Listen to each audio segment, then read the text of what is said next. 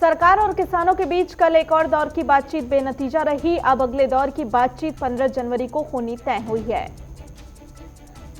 सरकार कृषि कानून वापस लेने पर राजी नहीं है और किसानों को बिल वापस चाहिए। दोनों पक्षों के अड़ियल रुख की वजह से किसानों और सरकार के बीच 2.5 घंटे भी नहीं चली। देश में चल रहे किसान आंदोलन के बीच नरेंद्र मोदी सरकार ने 42 सुधारों की एक सूची तैयार की है, जिनमें कृषि कानूनों को भी शामिल किया गया है। मौजूदा किसान आंदोलन और पिछले साल नागरिकता संशोधन अधिनियम के विरोध जैसे मुद्दों को लेकर सरकार के बारे में जो नकारात्मक प्रचार हुआ है, उससे निपटने की रणनीति के तहत ऐसा किया गया है। महाराष्ट्र के भंडारा जिले में देर रात सरकारी अस्पताल में आग लग गई और इस हादसे में 10 नवजात शिशुओं की मौत हो गई। हादसे में करीब 7 बच्चों को बचा लिया गया, जिसके बाद महाराष्ट्र के मुख्यमंत्री उद्धव ठाकरे ने हादसे की जांच के आदेश दिए हैं। इस दर्दनाक हादसे पर राष्ट्रपति रामनाथ कोविंद, पीएम मोदी, अमित शाह, राजनाथ सिंह, राहुल गांधी समेत कई नेताओं ने दुख जताया है। गुजरात के पूर्व मुख्यमंत्री माधव सिंह सोलंकी का 94 साल की उम्र में निधन हो गया। माधव सिंह सोलंकी कांग्रेस के बड़े नेता थे और 4 बार गुजरात के मुख्यमंत्री रह चुके थे। पीएम मोदी ने माधव सिंह सोलंकी के निधन पर शोक व्यक्त करते हुए कहा कि उन्होंने दशकों तक गुजरात की राजनीति में अहम भूमिका अदा की। पीएम नरेंद्र मोदी ने आज प्रवासी भारतीय सम्मेलन को संबोधित किया और इस दौरान पीएम ने कहा कि दुनिया भर में फैले ऊर्जावान भारतीय समुदायों से बात करने का एक बेजोड़ मौका है। सम्मेलन को संबोधित करते हुए पीएम मोदी ने कहा कि आज नई पीढ़ी भले ही जड़ों से दूर हो गई हो, लेकिन उनका जुड़ाव भारत से बढ़ा है। पीएम मोदी ने कहा कि इस बार कोरोना काल में भारत के लोगों ने शानदार काम किया और ये लोग आसपास के लोगों के प्रति मददगार दिखे। देश में कोरोना के बीच बर्ड फ्लू ने भी तेजी से पैर पसारना शुरू कर दिया है। भारत के 6 राज्य हिमाचल प्रदेश, हरियाणा, मध्य प्रदेश, गुजरात, राजस्थान और केरल में बर्ड फ्लू की पुष्टि हो चुकी है। केंद्र सरकार ने अब हरियाणा और गुजरात में बर्ड फ्लू की पुष्टि की है। गुजरात के जूनागढ़ और हरियाणा के पंचकुला में 2 नमूने पॉजिटिव मिले हैं। हरियाणा के पंचकुला में बर्ड फ्लू की पुष्टि के बाद सरकार ने 1.5 लाख से ज्यादा मुर्गियों को मारने का फैसला किया है। राजधानी दिल्ली के मयूर विहार 3 इलाके के एक पार्क में मृत कौवे मिलने के बाद से बर्ड फ्लू की जांच कराई जा रही है। उधर ओखला बर्ड सेंचुरी में भी अलर्ट जारी है। हालांकि दिल्ली में अभी तक बर्ड फ्लू की पुष्टि नहीं हुई है, लेकिन सरकार पूरी तरह से अलर्ट है। दिल्ली में रैपिड रिस्पांस टीम को तैयार किया गया है, जो हालात पर पैनी नजर रख रही है। वहीं छत्तीसगढ़ के बालोद जिले में 4 कौवे मृत मिले हैं। जानकारी के मुताबिक प्रदेश के बालोद से 13 किलोमीटर दूर पौंडी गांव में मृत मिले 4 कौवों के सैंपल भोपाल भेजे गए हैं। हरियाणा समेत कई राज्यों में बर्ड फ्लू के खतरे को देखते हुए पंजाब सरकार ने दूसरे राज्यों से आने वाले मीट, मुर्गों और अंडों पर अगले साल 7 दिनों के लिए प्रतिबंध लगा दिया है। उत्तर प्रदेश के बुलंदशहर में जहरीली शराब पीने से हुई 5 लोगों की मौत के मामले में मुख्य आरोपी कुलदीप को दिल्ली के शहादरा इलाके से गिरफ्तार किया गया। वहीं सीएम योगी ने कार्रवाई करते हुए संयुक्त आबकारी आयुक्त राजेश मणि त्रिपाठी और उप आबकारी आयुक्त सुरेश चंद्र पटेल को तुरंत हटाने का निर्देश जारी किया।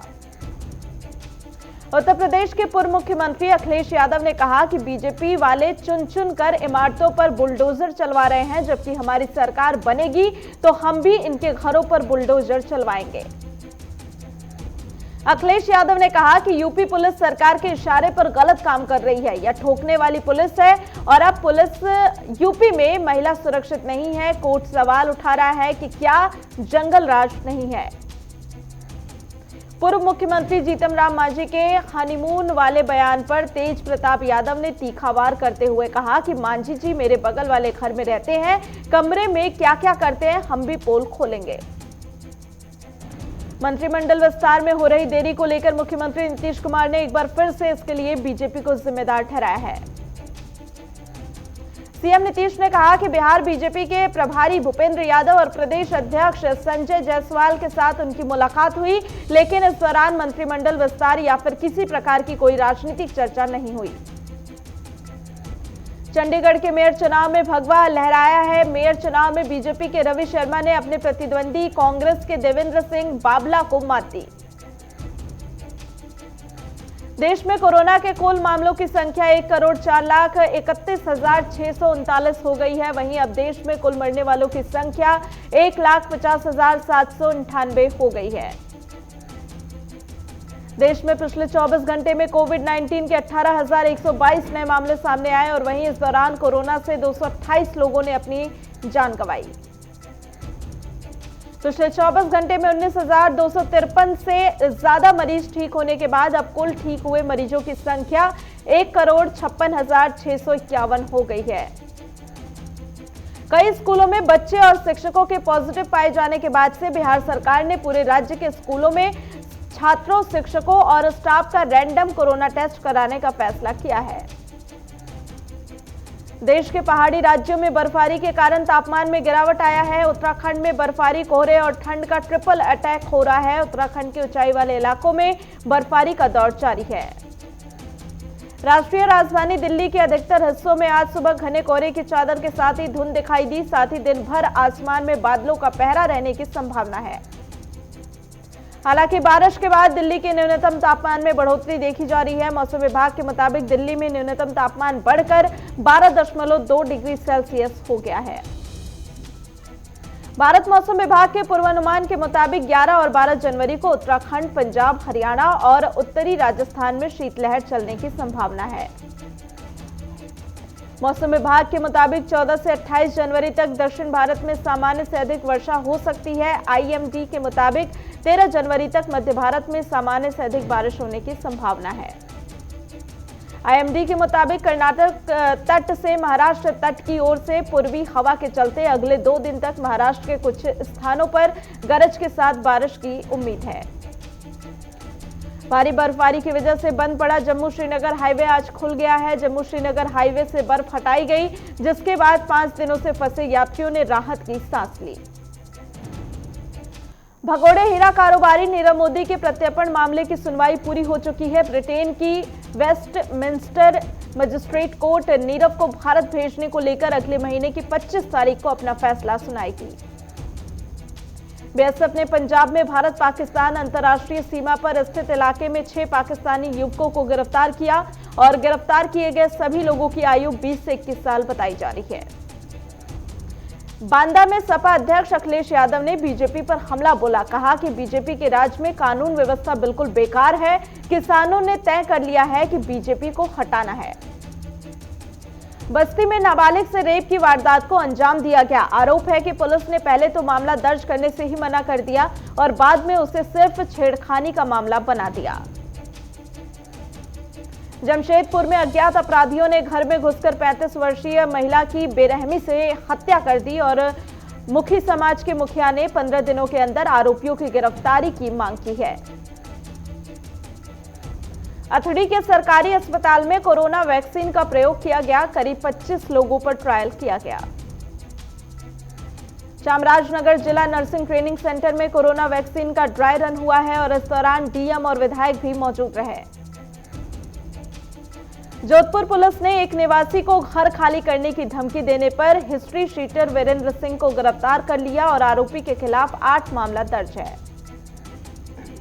ललितपुर में एक निर्माणाधीन शमशान घाट के शेड की बीम टूटकर गिर गई और गनीमत ये रही कि कोई जाल माल की नुकसान नहीं हुआ। अमरोहा में संदिग्ध परिस्थितियों में अज्ञात युवक का जंगल में शव मिला, जिसके चलते पूरे क्षेत्र में सनसनी फैल गई। गोरखपुर में जेई और ठेकेदार मिलकर जल निगम की टंकी के घटिया सामग्री का प्रयोग कर सरकारी धन का गलत इस्तेमाल कर रहे हैं। कर्नाटक के डीसीएम और परिवहन मंत्री ने निजी कार में डिपो से डीजल भरवाया। मंत्रियों को सरकारी कार दी जाती है, मगर निजी कार के उपयोग करते हुए सरकारी डीजल का दुरुपयोग करने का मामला सामने आया है। किन्नौर में पंचायती राज चुनाव के नामांकन भरने की प्रक्रिया समाप्त हो गई और सभी पंचायत प्रत्याशियों को चुनाव चिन्ह भी दे दिए गए हैं। फरीदाबाद जिले का नाम तिलपत रखने को लेकर अखिल भारतीय वीर गुज्जर महासभा ने मुहिम छेड़ी। इसके लिए प्रधानमंत्री और मुख्यमंत्री को पत्र लिखा गया। सहरसा में मामूली विवाद में युवक को 3 चाकू मारे गए। गंभीर हालत में युवक को अस्पताल में भर्ती कराया गया। हरियाणा के बाल विकास राज्य मंत्री कमलेश टांडा ने सिंचाई विभाग के अधिकारियों के साथ बैठक की और कहा कि कैथल जिले का कलाया क्षेत्र विकास कार्यों से अछूता रहा। झज्जर में पूर्व सीएम भूपेंद्र सिंह हुड्डा ने दावा किया है कि कांग्रेस सरकार बनते ही कृषि कानून रद्द होंगे। पटना में मुख्यमंत्री नीतीश कुमार ने आज नालंदा मेडिकल कॉलेज और अस्पताल में कोरोना वैक्सीन के स्टोरेज के लिए तैयार की यूनिट का निरीक्षण किया। पानीपत के रहने वाले नरेश कुमार ने 10 रुपए के गलत पोस्टल ऑर्डर के खिलाफ 2.5 साल संघर्ष किया, जिसके बाद अब डाक विभाग ने माफी मांगकर 11 रुपए भेजे हैं। चामराजनगर के जंगलों में तेंदुआ मृत अवस्था में मिला है। वन विभाग ने तेंदुए के मृत शरीर को पोस्टमार्टम के लिए भेज दिया। कागवाड़ में अरिहंत बैंक में ग्रामीणों ने जुगुल गांव के ग्राम पंचायत चुनाव में विजेताओं को माला पहनाकर सम्मानित किया। लखनऊ में खूनी संघर्ष हुआ, जहां पर युवक के सिर पर धारदार हथियार से जानलेवा हमला किया गया।